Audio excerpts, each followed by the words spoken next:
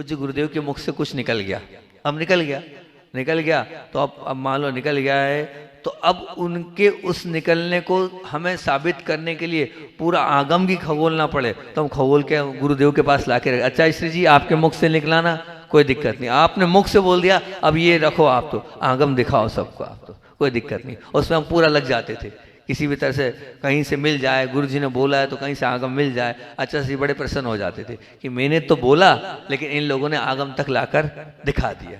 आगम जब लेता था तो हम उनसे जब बहस भी करते थे, लेकिन जब लगता था कि नहीं कहना और बताना है और ये करना है, तुरंत कोई विद्वान आता था, विद्वान के सामने हम पहुंच जाते चर्चा करने, और कभी कुछ बोलते थे तुरंत फटाफट कि अच्छा श्री यहाँ ये यहाँ ये यहाँ है, तो उससे कम से अपने गुरु जी का बहुमान मिलता था कि हाँ भैया कि बहुत अच्छी बात है। तो हम यही बोल रहे हैं, क्या बोल रहे हैं कि दृढ़ निर्णय चाहिए, निर्णय को अपने को बिल्कुल बदलना नहीं। फिर उसके बाद फिर एक और ऐसे बोल रहा है, क्या बोल रहा है, ये बहुत जरूरी है, सुपर कोऑपरेशन, ध्यान रखना, अकेले से कुछ नहीं होता है, ध्यान रखना, अपना सहयोगी तो चाहिए, आपको अपने सहयोगी बनाना होगा। सक्सेस होना है, आप अकेले सक्सेस नहीं हो सकते हो, आप सहयोगी बनाओ। जब तक आप सहयोगी नहीं बनाओगे आप अपने जीवन को अच्छा नहीं बना पाओगे, निश्चित मान के चलना। मैं हमेशा बोलता हूँ कि जो जॉइंट फैमिली होती है बहुत अच्छी होती है। क्यों? अरे आप नहीं कर पा रहे हो तो दूसरा कर लेगा, आपको कहीं बाहर जाना है तो दूसरा खड़ा आएगा कि हाँ भैया ठीक है, एक ही व्यक्ति वही रहेगा तो उसी को सब करना है, तो ना वो उसका तो बिल्कुल बेल जैसा जीवन बन जाता है। सुबह से दुकान खोलो और रात तक दुकान पर बैठे रहो, 10 मिनट के लिए आओ, वो भी मुश्किल से इधर उधर किसी को बिठा कर आओ, क्या मतलब ऐसा धन कमाने से? कहीं बाहर नहीं जा सकता है, कहाँ जाएगा, दुकान बंद कर नहीं सकता, नहीं बिल्कुल नहीं। सहयोगी तो चाहिए, joint family is the best family. अभी मैंने एक बेस्ट फैमिली पर प्रवचन किया था, ऐसे ही बिल्कुल बहुत सुंदर वो प्रवचन था, मतलब उसमें भी बेस्ट फैमिली के शानदार, बहुत शानदार वो प्रवचन वो भी तैयार किया था। बेस्ट फैमिली पर जो मैंने प्रवचन तैयार किया था, अभी वहाँ पर उसका थोड़ा बहुत उसको जरूर मैंने बेस्ट फैमिली के ऊपर वहाँ पर बोला था, बोल दूँ वहाँ बेस्ट फैमिली बोल दूँ, याद आ गया, सुन लो, सिर्फ सुन लो। वो की प्रवचन तो 10 दिन का है, हर एक प्रवचन मेरे 10 दिन के होते हैं, 10 दिन के पहले निपटते नहीं, सिर्फ उसका वो समझ लो। अब याद आ गया है बेस्ट फैमिली का तो सुन लो, बेस्ट फैमिली में हमने क्या तैयार किया था और कैसा तैयार किया था। बेस्ट फैमिली का बी बोल रहा है बैलेंस योर माइंड, मतलब क्या, मन को संतुलित करो।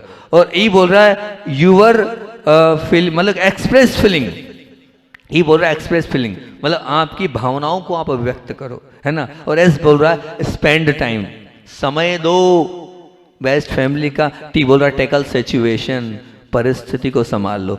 एफ बोल रहा है फॉरगिव अदर, अर्थात दूसरों को माफ करो। आप बेस्ट फैमिली में रहना चाहते हो, माफ करने की आदत डालो। ए बोल रहा है एक्सपेक्ट एवरीवन्स नेचर, हर एक व्यक्ति के स्वभाव को स्वीकार करना होगा अगर आप परिवार में रहते हो तो, निश्चित मान के चलना। और एम बोल रहा है मोटिवेट ऑफ्टीन, दूसरों को बार बार प्रोत्साहित करो, जितना प्रोत्साहन दोगे वो आपके साथ खड़ा रहेगा, नहीं मेरी कार्य का सम्मान मिल रहा है। आई बोल रहा है इंटेक्ट विथ ऑल, सबके साथ संवाद करो, बात करना पड़ेगी आपको, बातचीत का व्यवहार बंद कर दोगे तो आपस का प्रेम समाप्त हो जाएगा। एल बोल रहा है लव एवरीवन, सबको प्यार दो, एक बहू को दोगे और एक बहू को नहीं दोगे तो कहाँ से बेस्ट फैमिली बन पाएगी। एक बेटे को देखोगे और एक बेटी को नहीं देखोगे, नहीं भैया। और वाई तो बोल रहा है, बहुत सुंदर बोला है मैंने बेस्ट फैमिली का, वाई बोल रहा है यस टू हेल्प, हमेशा मदद के लिए तैयार रहो। बिल्कुल, अगर आप हमेशा मदद के लिए तैयार होगे तो बेस्ट फैमिली के मालिक आप बन जाओगे। मैं हमेशा बोलता हूं जहां स्वच्छंदता हो परंतु स्वच्छंदता ना हो वह है परिवार।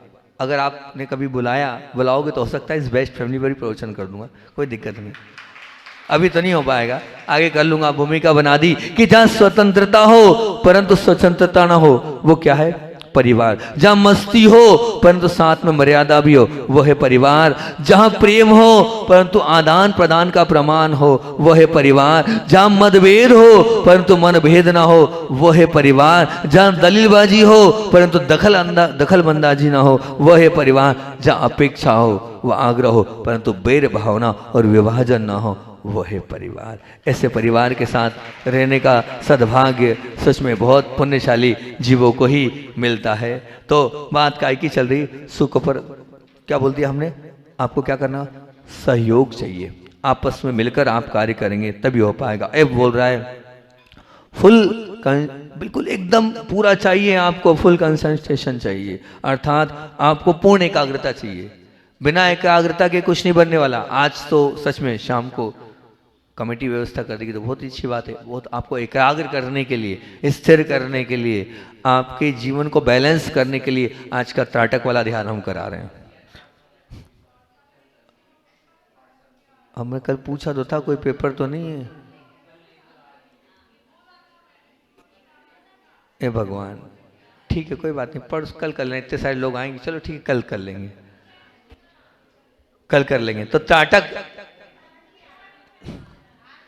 अरे नहीं नहीं, सबको देख समझ के। तो त्राटक वाला जो ध्यान है, अभी उसको छोड़ो, अभी प्रवचन चल रहा है, वो तो देख लेंगे जो होगा। हाँ, तो त्राटक वाला जो ध्यान है वो तो एक मैं बताता हूँ, बिल्कुल पूर्ण एकाग्रता। ऐसे ही हमें अपने उस लक्ष्य पर पूर्ण एकाग्र होना होगा, तभी हम आगे बढ़ पाएंगे। और फिर यू बोल रहा है, क्या बोल रहा है, अंडरस्टैंड सिचुएशन, अर्थात हमें परिस्थिति को समझना होगा। आप लगे थे हो सक्सेस होने के लिए, लेकिन परिस्थिति भी तो समझो कि किस प्रकार की परिस्थिति है और किस प्रकार के हमारे अपने जीवन में हमें आगे बढ़ना है। और एल बोल रहा है, क्या बोल रहा है, law for restriction. Law for restriction मतलब नियंत्रण के लिए प्रेम बहुत जरूरी है, और जब तक वो नियंत्रण के लिए प्रेम नहीं होगा तब तक आप निश्चित रूप से अपने जीवन में सफल नहीं हो पाएंगे। और आज मुझे बात करनी है काय की, सॉलिड फाउंडेशन की। ठीक, सॉलिड फाउंडेशन की बात करनी है। अभी तो मेरा पहला बिंदु प्रारंभ हो रहा है, वो कौन सा हो रहा है, एस फॉर सॉलिड फाउंडेशन, अर्थात मजबूत नींव चाहिए। जितना होगा उतना आज कर लूंगा, थोड़ा बहुत कल कर लूंगा, है ना, अपन तो ऐसे ही है, थोड़ा थोड़ा खाने वाले हैं। तो सॉलिड फाउंडेशन का मतलब क्या होता है, तो बोलते हैं कि शरीर का आधार पांव है। क्या है, आप चलते किससे हैं, पांव है, बहुत अच्छी बात है। अगर ये पांव यदि कमजोर हैं तो शरीर का स्थिर रहना, चलना, भागना सब कुछ नामुमकिन हो जाता है, निश्चित मान के चलना।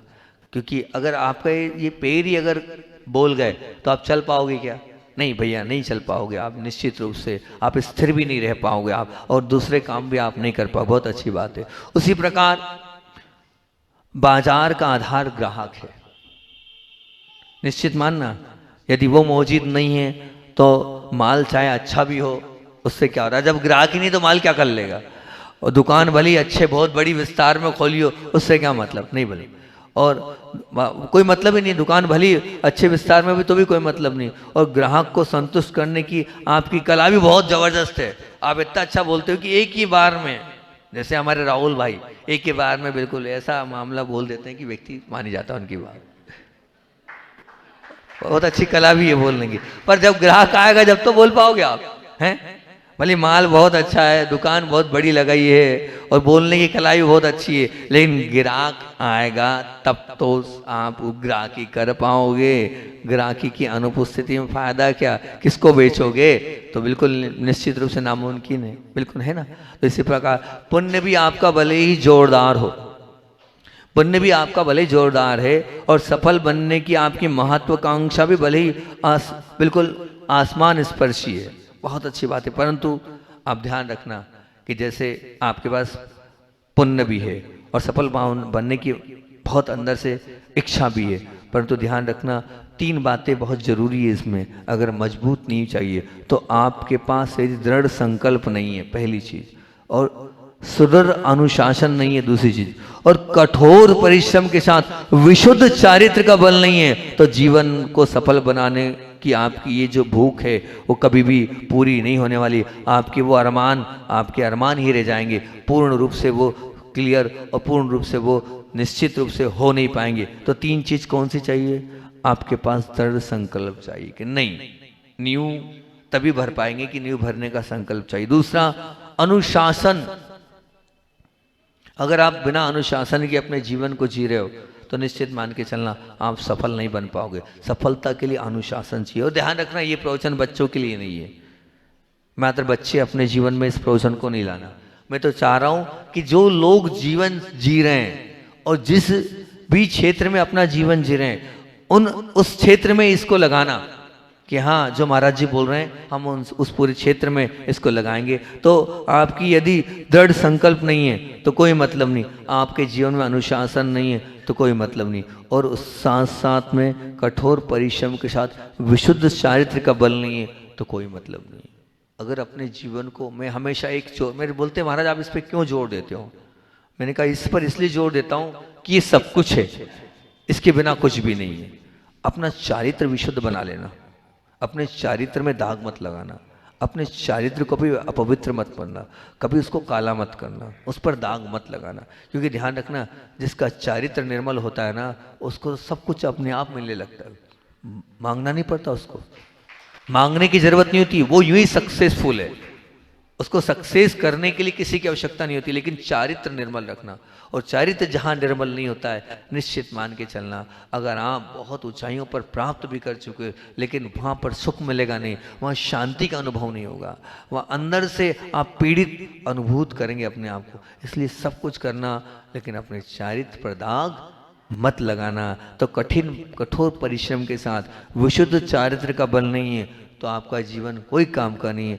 आप परिश्रम भी करें और विशुद्ध चारित्र के साथ करेंगे तो निश्चित रूप से वो आपका किया हुआ आगे तक काम आता चले जाएगा। तो जीवन को सफल बनाने के लिए, जीवन को अच्छा बनाने के लिए, क्योंकि मैं निश्चित रूप से आपको जीवन को सफल बनाने के लिए आपके लिए लगाऊं कि आपको जीवन को सफल बनाना है। तो जीवन को सफल बनाने के लिए मजबूत और तंदुरुस्त जड़ का बिना, जैसे पौधा का भविष्य क्या होता है, पौधा लगाया आपने और उसकी जड़ अगर मजबूत नहीं होगी तो क्या होगा बताओ, उसका विकास हो पाएगा क्या? नहीं होगा उसका विकास। आज नहीं तो कल वो पेड़ गिर जाएगा, निश्चित रूप से गिर जाएगा, क्योंकि बिना जड़ के वो पौधा कैसे खड़ा हो सकता है। तो आप भी बिना नींव के कैसे खड़े हो सकते हैं? सो बात की एक ही बात है कि बहुत बड़ी ऊंची इमारत है लेकिन भूमि निष्ठ ना हो और उसकी नींव ना हो तो फिर कार्य कैसा चलेगा?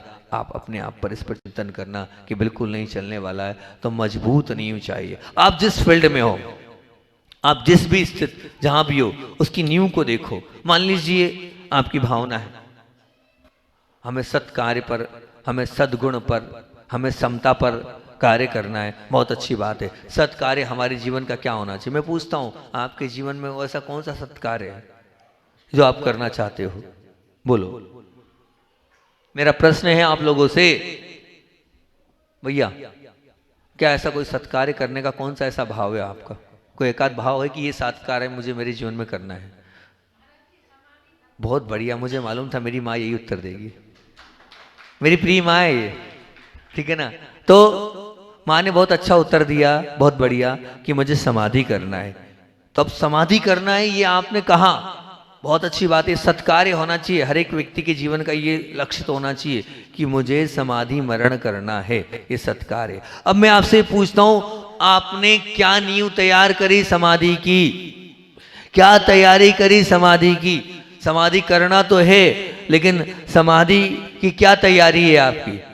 कैसे अपने जीवन को आप अच्छा बना पाएंगे? कैसे अपने जीवन को आप महान बना पाएंगे? क्या क्या तैयार किया आपने? क्या नींव आपने तैयार की कि हाँ मैंने ये नींव तैयार कर ली है और इसके माध्यम से मेरी समाधि बहुत अच्छी हो सकती है? कुछ तैयार किया आपने? ध्यान रखना, बिना तैयारी के आप, अगर मैं तो हमेशा बोलता हूँ, मान लो कि अगर मान लो आपको शिखर जी जाना है, ठीक, मान लो शिखर जी जाना है, तो 3 दिन पहले से आप देखते हो कि कहाँ पर ट्यूबपेस्ट है, कहाँ पर ब्रश है, कहाँ पर टॉविल है, कहाँ पर और दूसरी चीज़ें हैं, कहाँ टॉर्च है, वहाँ चावल क्या चढ़ाएंगे, वहाँ पर जाने के पहले कमरा है कि नहीं है, गुणायतन वालों से बोलेंगे मिलेगी नहीं मिलेगी व्यवस्था, और भी पूरी अवस्था और व्यवस्था को पूरा चेक करते हैं, रिजर्वेशन है कि नहीं, आगे कहाँ से वहाँ से क्या जाना है। तो ये पूरी बात आप बहुत अच्छे से टैली करते हैं और उसको टैली करने के बाद व्यवस्थित रूप से जाते हैं। आप विचार करना, जब शिखर जी जाने के लिए आप कितनी तैयारी करते हैं, अगले भव की क्या तैयारी है आपकी?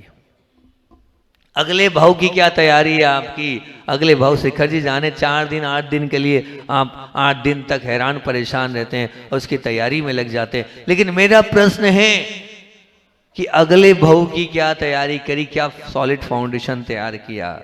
विचार करना मैंने क्या, हालांकि यहाँ के लोग बहुत अच्छे हैं, 50 60 70 लोग तो बहुत अच्छे हैं, सब लोग अच्छे नहीं हैं, 60-70 लोग तो बहुत अच्छे हैं जिन लोगों ने सॉलिड फाउंडेशन तैयार कर लिया और कम से कम 15 दिन के लिए अपने आप को व्रतों से जोड़ लिया और 15 दिन के लिए अपने आप को अच्छा बनाने के लिए तैयार हो गए।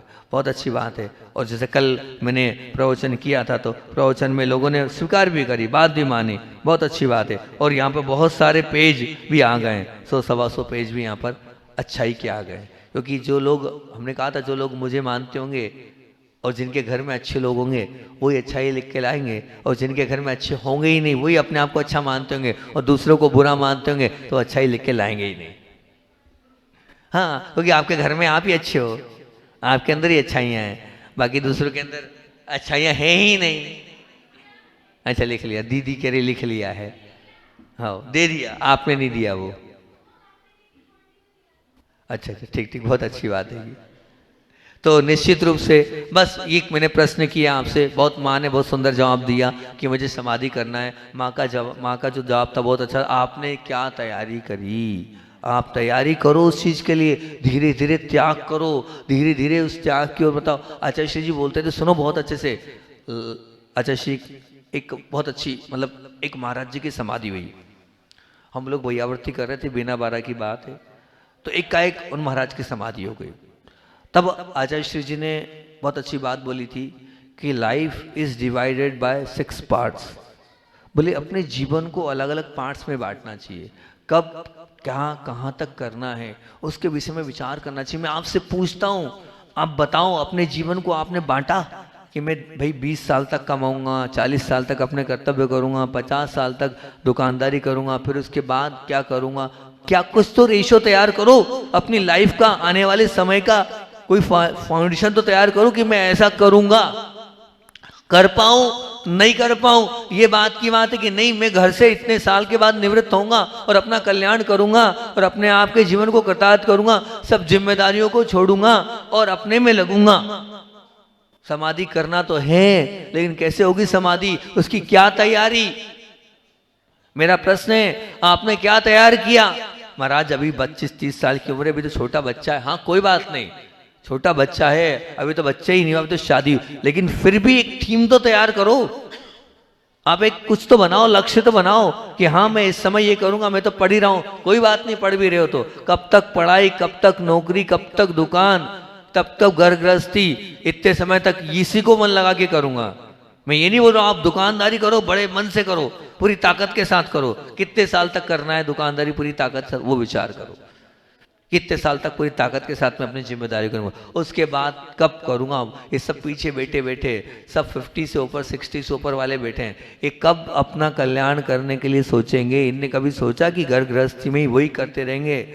सुबह से उठे, दुकान खोली, शाम को दुकान बंद कर दी और सो गए। क्या साथ ले जाओगे तुम लोग? क्या मरण अस्पताल में करना है? बोलो, पीछे जितने दादाजी लोग बैठे हैं, कुछ तैयार किया, मन बनाया कि नहीं हम अपना कल्याण करेंगे? पोपा जी हैं, कुछ तैयार किया नहीं किया? मन बनाओ, अच्छा तैयार करो, साथ तो वही जाएगा जो हमने कुछ अच्छा तैयार किया है। एक बहुत अच्छी बात, तो मैंने एक बार बोला, मैंने कहा भैया अपना मन तैयार करो, और फिर मैंने बोल दिया जो जितना पैसे वाला वो उतना परिग्रही है। तो बस एक जो हमारे बड़वा 52 गजा के अध्यक्ष महोदय थे, वो थोड़े से तेज तर्राट होके आ गए, बोले आपने मेरे को जो है पापी बोला है। मैंने कहा बोला है? मैंने कहा जितना जितना जिसके पास धन वो पापी। बोले पापी हूं? मैंने कहा बिल्कुल पापी हो। तो महाराज तरीका बताओ पाप को छोड़ने का। तो मैंने कहा तरीका बता देता हूँ, कोई दिक्कत नहीं है, तरीका मिल सकता है। मैंने एक तरीका ये बना लो कि भैया या तो तुम इतना कर लो कि एक राशि तय कर लो, इतने करोड़ के बाद नहीं कमाऊंगा, या तुम एक काम कर लो इतने साल बाद नहीं कमाऊंगा। मैंने दो में से कुछ भी तय कर लो, तो तुम्हारा जितने साल तक कमा रहे हो निश्चित रूप से इसके बाद नहीं कमाऊंगा, एक ये लक्ष्य तो रहेगा। और जरूरी नहीं है कि उतने ही कमाओ। ध्यान रखना, मान लीजिए कोई को 100 पेज की पुस्तक लिखनी है और वो 50 पेज की पुस्तक के बाद नहीं लिख पा रहा है, उसको टेंशन रहेगा। मान लो उसको ऊपर चढ़ना है पहाड़ पर और वो नहीं चढ़ पा रहा है, टेंशन होगा। मान लीजिए उसको दौड़ना है, 2 किलोमीटर, वो 1 किलोमीटर दौड़ पाया और नहीं दौड़ पाया तो उसको टेंशन होगा। लेकिन जो व्यक्ति अपने जीवन का लक्ष्य बनाएगा कि मुझे 5 करोड़ कमाना है, मुझे 2 करोड़ कमाना है, मुझे 40 साल तक काम करना है और 35 में ही रुक जाएगा तो उसको खुशी होगी, वाह बहुत अच्छा रहा, 5 साल पहले ही मैंने छोड़ दिया। वहां तो तकलीफ होगी लेकिन यहाँ खुशी होगी, आनंद की अनुभूति होगी। अपना लक्ष्य बनाओ, अपने आप को पक्का करो, अपना कुछ ना कुछ सॉलिड फाउंडेशन तैयार करो कि मुझे मेरे अंत समय के लिए मुझे किस प्रकार से अपने जीवन को जीना है, कैसे मुझे त्याग करना है, कैसे अपने जीवन को महत्वपूर्ण और अच्छे से बनाना है। और वैसे भी अंतिम लाइन पर तो मैंने प्रवचन किया ही नहीं। पिपराई का ही क्या था, पिपराई क्या था वो तो मैं बोला ही नहीं, और ये सक्सेसफुल पे चालू हो गया।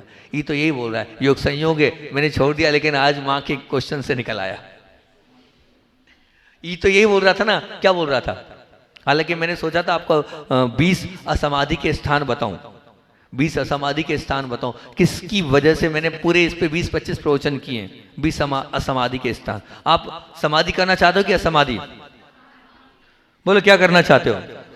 सब लोग समाधि करना चाहते हो पक्का? असमाधि नहीं करना चाहते? कोई नहीं करना चाहता? बड़े अच्छे लोग हैं यहाँ के, सबके सब जो है बिल्कुल ऐसे अपना मरण करना चाहते हैं, बहुत अच्छी बात है कि। तो आप सब चाहते हैं असमाधि के, मैंने वहाँ आप उन प्रवचनों को सुन लेना, लेकिन 20 असमाधि के स्थान बता देता हूँ, ये न्यू के काम आएंगे, ठीक? और बाकी तो बहुत सारी चीज़ें और उसकी बात कल कर दूंगा, लेकिन ये 20 असमाधि के स्थान जरूर आज आपको बता दूं ताकि समाधि का प्रकरण भी आपका पूरा हो जाएगा। बहुत ध्यान से इन 20 स्थान को सुनना, बड़े अच्छे हैं, टाइम तो लग जाएगा लेकिन इसमें सबसे पहली बात कि अगर आप समाधि करना चाहते हो तो उसमें लिखा है डवडवचर, अर्थात देख कर चलो, एरिया समिति। क्यों? अगर मान लो आप तेज चले और कोई जीव आपके पैर से मरा, आपको भी ऐसे ही मरना पड़ेगा। आप ऐसा मरना नहीं चाहते हो, देख कर चलो। ए समाधि लेने वालों ध्यान से सुनना, ये 20 आपके जीवन में धन्य बना देंगे। दूसरा, अपमा मत जिए, बिना देखे सोते आप सामान मत रखो। आपने सामान रख दिया, अगर कोई जीव उसके नीचे मर गया, आप भी ऐसे चिपके और दब के मरोगे। अरे हमने तो जीवन भर अच्छा काम किया, अरे तो दद्दा तुमने कोई सामान रखा था, देखा एक जीव को तुमने दबा दिया, बेचारी वो छिपकली थी और दरवाजा लगाया, चिपका दिया उस छिपकली को। अब उसको बेचारी को वो तड़प तड़प के मर रही हैगी वो छिपकली, कहीं पूंछ काट दी उसकी, ऐसे हाथ पैर आपके टूटेंगे कटेंगे। क्यों? क्योंकि आपने देख के नहीं किया। ये क्या था? ऐसे आपकी समाधि बिगड़ेगी, आपका अंत बिगड़ेगा।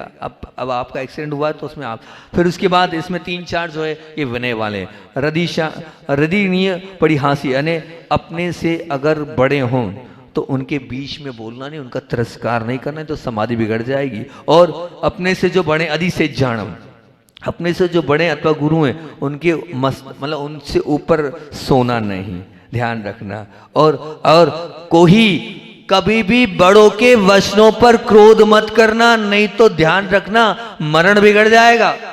हाँ, सब पर क्रोध करना लेकिन उपकारी पर और जो बड़े हैं उन पर क्रोध मत करना, नहीं तो अंत तुम्हारा निश्चित रूप से बिगड़ेगा। ये मैं कुछ नहीं बोल रहा हूं, ये तो देखो मेरे मन से कुछ नहीं बोल रहा हूं, ये आगम ग्रंथ से बोल रहा हूं मैं।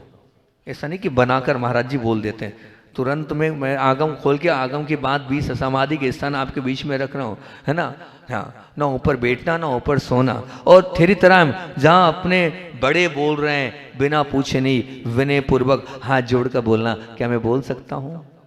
और वो आज्ञा दे तब बोलना, हाँ बोल लो, तब बोलना है आपको, नहीं तो असमाधि। उपघादम, दूसरों को तिरस्कार करके बोलना, तेज आवाज में बोलना, यह समाधि का कारण है। अनुविचानम, वीतराग, भगवान के शास्त्र के विरुद्ध बोलना। ध्यान रखना, हमारी जनवाणी माँ पूज्य है, उसके विरुद्ध जब जब भी आप बोलोगे, मैंने देखा है, मेरे पास बहुत सारे उदाहरण हैं कि जिनने ऐसा किया है, उनकी स्थिति परिस्थिति, उनका अंत बिगड़ा है। अधिकरणी, स्वबुद्धि से अपनी बात को सिद्ध करना, कुछ भी हो जाए तो ध्यान रखना, आगम विरुद्ध तत्व बोलना, समाधि बिगड़ेगी। पिट्ठी मांस हो, ये बहुत अच्छा है, पड़ी ना हो, मतलब क्या है ये पीठ का मांस खाना, अर्थात क्या? पीठ पीछे किसी की चुगली करना। जो चुगली करता है उसका मरण बिगड़ता है। आप चाहते हो तो ये ध्यान रखना बहुत ध्यान से। असमाही कलहम, एक की बात दूसरे को कहकर झगड़ा पैदा कराना। आप ये झगड़ा पैदा करा रहे हो, आपका मरण बिगड़ेगा। फिर झंझा, इसका तो हमारे पूरे चतुर्मास में चलता रहा, आज भी चलता है। झंझा, झंझा मतलब क्या? थोड़ी थोड़ी बात में लेकर कलह करना और रूठ जाना। थोड़ी थोड़ी बात में हमारे आरुण में तो प्रसिद्ध है ये, झंझा बोलते ही सब समझ, अच्छा झंझा है मतलब क्या हो गया, रूठ गए, ठीक है ना, हो गए।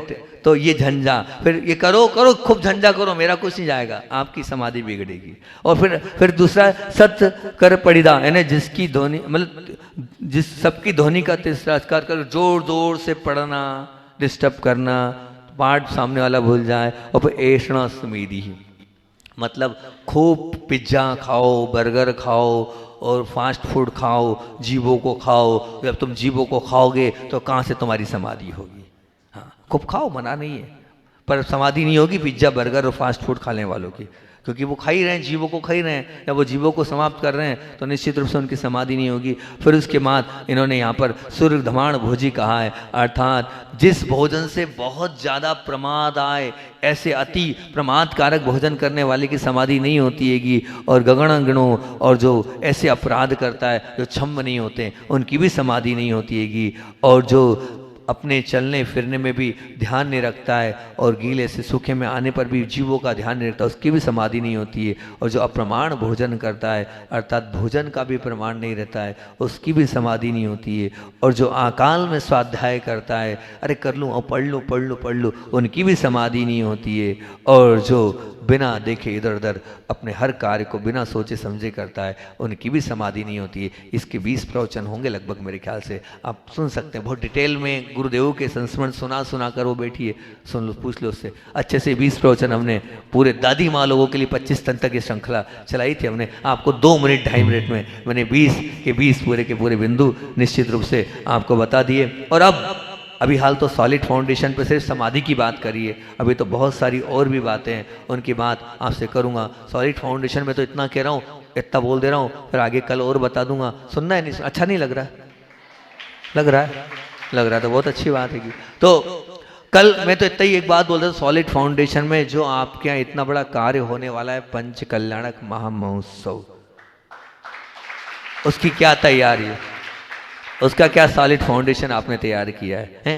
कुछ अच्छी तैयारी करी कि नहीं? बहुत अच्छे से तैयार करना, इस पंच कल्याणक को महामहोत्सव का रूप देना है। और फिर कह रहा हूँ कि वो ही पुण्यशाली जीव ही उस पंच कल्याणक में अपना भाग्य आजमा सकते हैं और अपने भाग्य को सद्भाग्य में बदल सकते हैं। और सबसे पहले तो प्रक्रिया हो ही रही है, वो पाषाण के जिन बिंब चिन्हालय का रूप लेंगे, वो भगवान जो आप लोगों के बीच में कल परसों उनका निर्णय होगा, वो तो पुण्यशाली जीव ही होगा जो उन भगवान को विराजमान करने का सौभाग्य प्राप्त करेगा और हजारों हजारों साल तक अपने उस पुण्य को आगे तक बनाए रखेगा। समय अपना हो रहा है और आचार्य का संस्मरण तो आज जो सुनाना था तो हमने बीच में आज सुना ही दिया है, इतना ही रखते हैं। अभी सॉलिड फाउंडेशन पर और भी बातें बोलेंगे क्योंकि बच्चियां भी बैठी है, उनको भी तो सुनाना, पढ़ने के लिए, शादी करने के लिए, कल करेंगे उसके बाद। बोधि समाधि परिणाम शुद्धि शात्मोपलब्धि शिशोक की सिद्धि चिंता बड़ी चिंतित वजदाने त्वां वंदमानस्य ममास्तु देवी।